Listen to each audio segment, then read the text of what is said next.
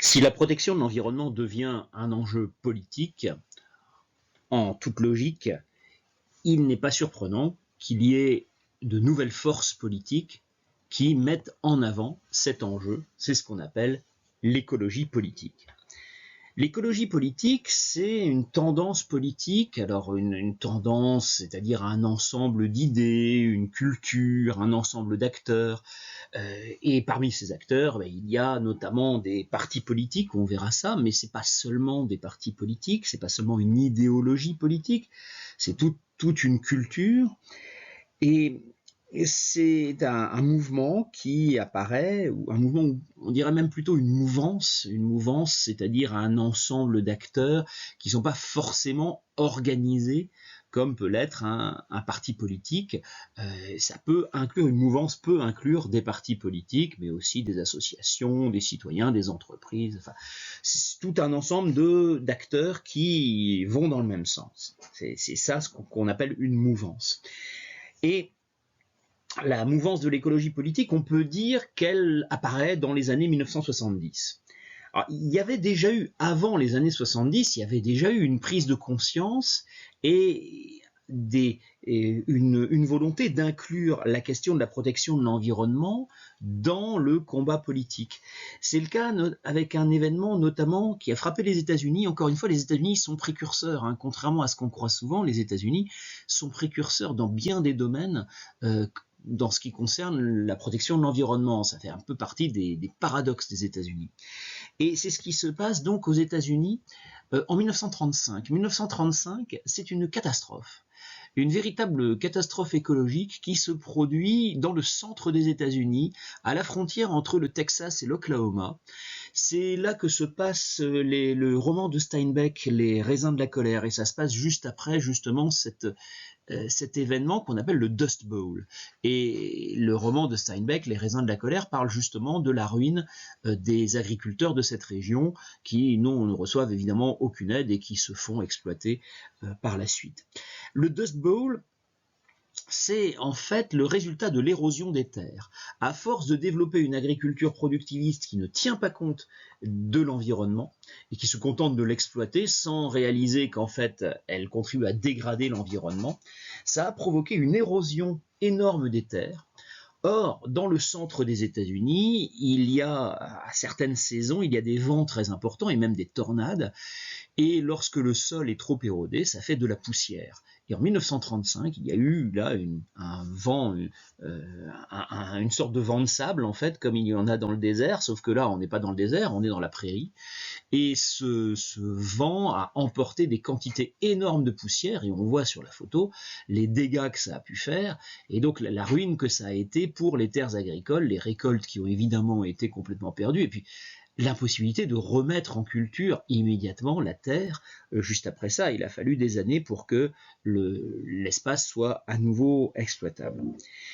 Ça, c'est le Dust Bowl, ça a contribué à une prise de conscience. Un autre événement qui provoque une prise de conscience, c'est le livre à succès de Rachel Carlson. Rachel Carlson écrit un livre qu'elle intitule Printemps silencieux en 1962. Et c'est un livre qui alerte sur la réduction de la biodiversité. On n'appelle pas encore ça comme ça, mais c'est exactement ça. Printemps silencieux parce que ce qui caractérise le printemps, c'est le retour des chants d'oiseaux. Et ce qu'annonce Rachel Carlson, c'est qu'à force de polluer l'espace, on détruit les êtres vivants, et ça commence en général par les insectes.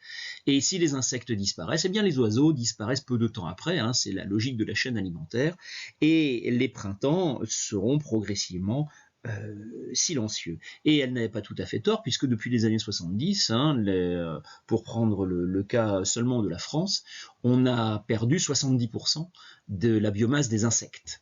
Donc on a beaucoup moins d'insectes et par conséquent moins d'oiseaux aussi. Alors on fait des travaux de dénombrement des oiseaux et on se rend compte qu'effectivement il y a un certain nombre de populations d'oiseaux qui baissent, voire même d'espèces qui disparaissent. Il y a donc une prise de conscience avant même les années 70, c'est un moment où, en plus de cette prise de conscience là qui est effectuée chez un certain nombre d'acteurs, on ne va pas dire que c'est général, mais un certain nombre de personnes sont réellement préoccupées par cela. Dans les années 70, il y a autre chose.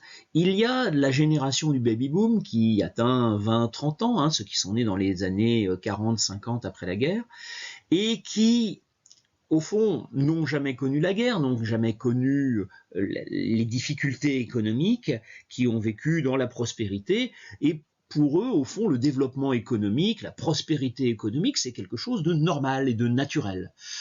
C'est quelque chose que ce n'est pas une conquête. Et au fond, quand leurs parents leur disent « tu devrais être content de ce que tu as », ils ont tendance à répondre « bah non, moi je cherche autre chose que le développement économique ». Et les années 70 sont un moment où se développe tout un ensemble de mouvements de contestation qui réclament autre chose que le développement économique. Alors, ça peut être très très variable ce qu'ils réclament, mais justement un environnement plus sain, ça fait partie de ces demandes. Alors le cas extrême de ces mouvements, c'est le mouvement hippie qui naît aux États-Unis, encore une fois. Et le mouvement hippie veut imaginer un autre mode de vie, et dans ce mode de vie, il y a justement une volonté de retrouver une harmonie avec la nature. Et justement, les lecteurs de Rachel Carson, les hippies sont des grands lecteurs de Rachel Carson. Alors, ils ont aussi leurs contradictions, parce qu'ils sont aussi des grands lecteurs de Jack Kerouac. Jack Kerouac, qui en 1964 a publié Sur la route, il raconte comment il a traversé les États-Unis en long, en large et en travers au volant de sa voiture. C'est pas tellement écolo. Mais on n'est pas encore à un moment où se construit une véritable doctrine avec toute sa cohérence. Je vous ai dit, c'est une mouvance, c'est un ensemble d'idées plus ou moins vagues, plus ou moins formalisées, qui progressent et qui qui contribuent à une prise de conscience.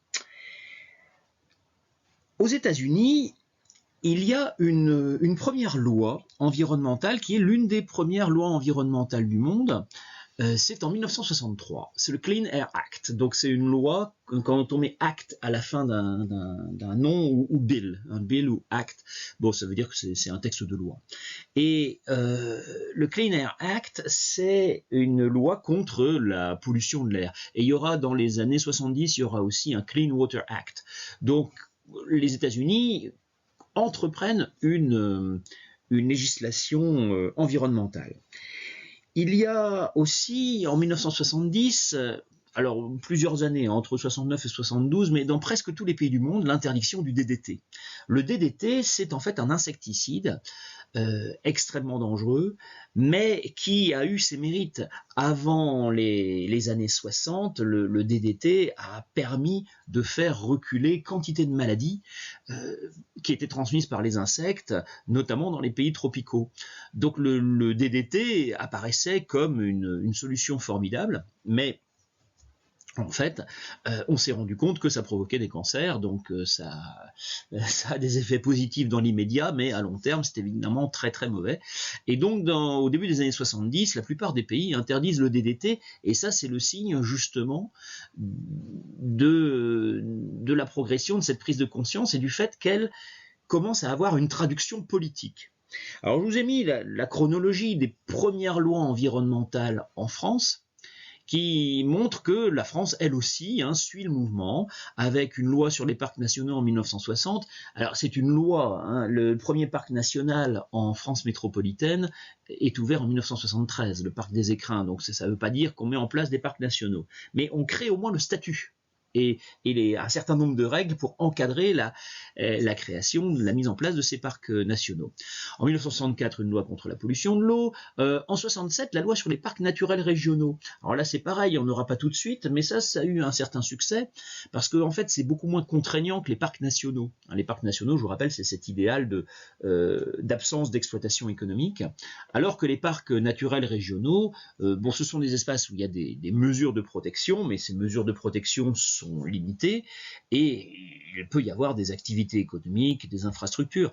Par exemple, on a à côté de Saint-Lô, entre Saint-Lô et Carentan, le parc naturel des Marais, du Cotentin et du Bessin, qui est un parc naturel régional créé en Normandie. Alors il y en a d'autres, hein.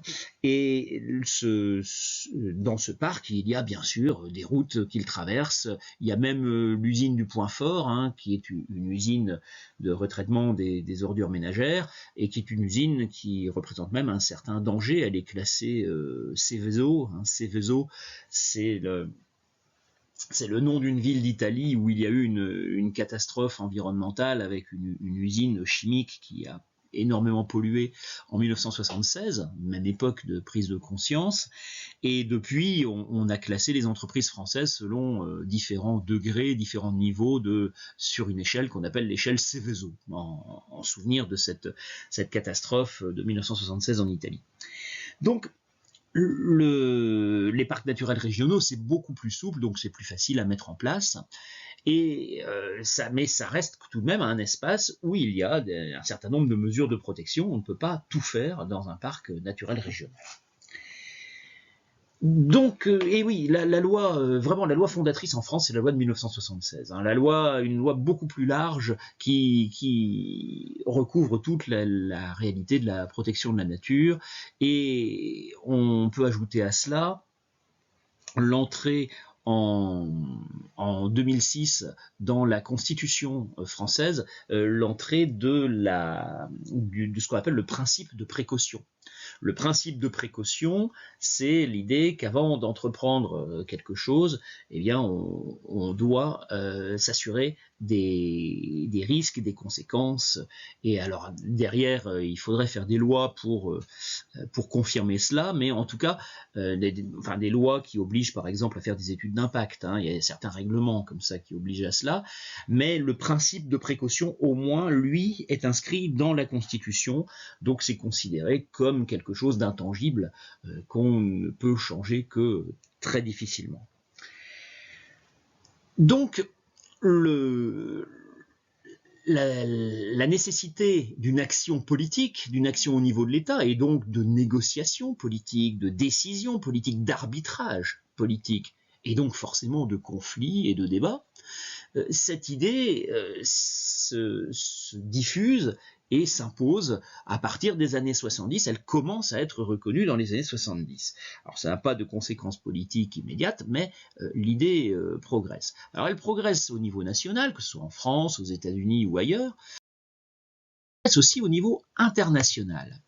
Et là, l'étape forte, c'est le rapport Brundtland. Brundtland, c'est l'ancienne première ministre de Norvège.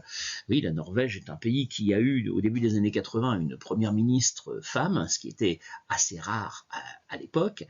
Et Gro Harlem Brundtland publie un rapport pour l'ONU sur le développement durable. C'est à ce moment-là que le terme développement durable, alors certains disent développement soutenable, surtout qu'en anglais ça se dit sustainable development, donc on a tendance à vouloir reprendre le terme, et puis bon, il y a débat sur la différence entre durable et soutenable, mais l'idée de développement durable s'impose à ce moment-là comme un objectif nécessaire, comme une finalité qu'il faut poursuivre et qu'il faut atteindre. Et ce développement durable, c'est une notion intéressante parce qu'elle montre que l'écologie politique, ce n'est pas seulement la défense de l'environnement, ce n'est pas seulement une action sectorielle sur un seul secteur de l'activité humaine qui serait seulement l'environnement. Non, le développement durable, ça doit être à la fois bien sûr le développement environnemental, mais aussi le développement économique et le développement social. Il faut réussir à faire les trois à la fois. Il faut de la justice sociale, il faut du développement économique, mais il faut aussi une protection de l'environnement et il faut réussir à associer les trois. Et le développement durable, c'est justement l'association des trois, la conjonction ou la conjugaison de ces trois objectifs. Et ça montre que justement l'écologie politique n'est pas seulement une préoccupation pour l'environnement, que ça va bien au-delà. Et là, le rapport Brundtland, justement, a le mérite de faire franchir un véritable saut qualitatif à l'écologie politique, en affirmant clairement que l'objectif n'est pas seulement l'environnement, mais bien plus que ça, un véritable modèle de société dans lequel on prendrait en compte les trois domaines économiques, social et environnemental.